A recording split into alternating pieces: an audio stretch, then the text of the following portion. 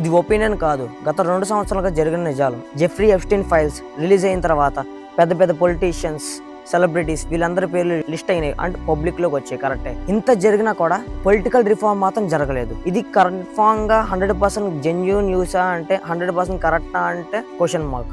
కానీ దీనివల్ల ఒక సోషల్ బజ్ క్రియేట్ చేయడానికి ఏమైనా ఇంపాక్టా అని చెప్పి ఎప్పుడైనా ఆలోచించారా?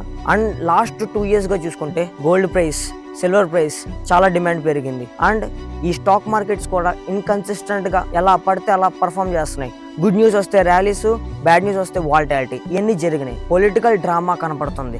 అటెన్షన్ షిఫ్ట్ అయింది. ఈ సరిగ్గా అర్థం చేసుకో, అటెన్షన్ షిఫ్ట్ అయింది. ఇప్పుడు మేజర్ చేంజ్ ఏంటంటే ఏఐ అంటే ఆర్టిఫిషియల్ ఇంటెలిజెన్స్ రివల్యూషన్.